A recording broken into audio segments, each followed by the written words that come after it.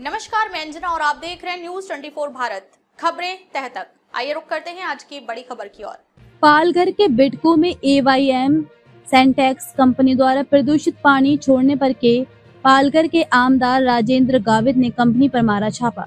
महाराष्ट्र के पालघर जिले में चर्चित पाड़ेरी नदी के प्रदूषण का मुद्दा चरम सीमा पर होने के बावजूद स्थानीय ग्राम पंचायत माहिम व पालघर वासियों द्वारा प्रदूषित पानी के खिलाफ अनेक आंदोलन करने के बावजूद प्रदूषण नियंत्रण मंडल जिला प्रशासन की आंखों पर पट्टी बंधी हुई है।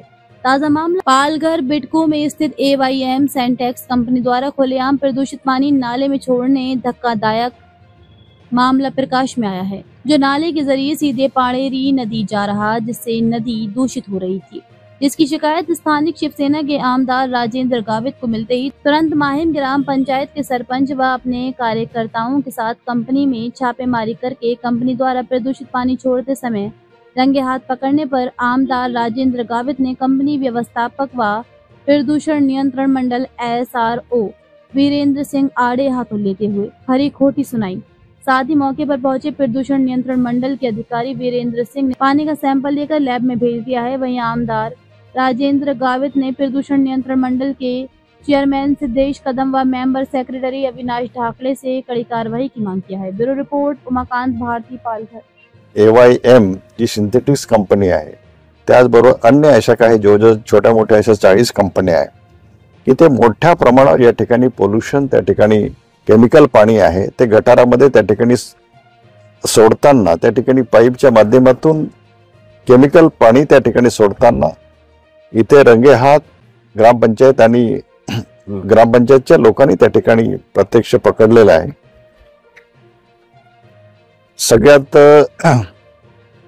महत्त्वाचं की या ठिकाणी एक 8-10 वर्षापूर्वी जे पाणेरी नदी मोठ्या प्रमाणात पोल्यूशित झाल्यामुळे तिथले जे शेतकरी एका शेतकऱ्याच्या विहिरीमध्ये सुद्धा त्याने त्या ठिकाणी इलेक्ट्रिक पंप म्हणजे आपल्या इलेक्ट्रिक पंपाच्या माध्यमातून उपसा करण्याचा प्रयत्न असताना त्या ठिकाणी 2 कर्मचारी त्या ठिकाणी खाली उतरले, त्यांना सुद्धा इलेक्ट्रिक शॉक लागला आणि इलेक्ट्रिक शॉक लागल्यानंतर त्या केमिकलच्या प्रभावामुळे त्या ठिकाणी मला वाटतं 1 कर्मचाऱ्याचा त्या ठिकाणी मृत्यू झाला होता।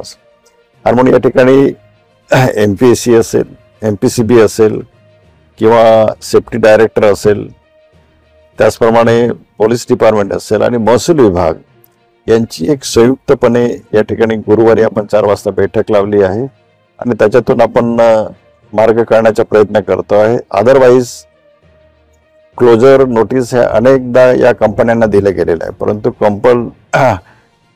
क्लोजर नोटीस दिल्यानंतर त्या ठिकाणी काय म्हणतो आपण बँकेचं बँक सॉल्वेशन दिल्यामुळे लगेच त्या ठिकाणी ती कंपनी सुरू होते।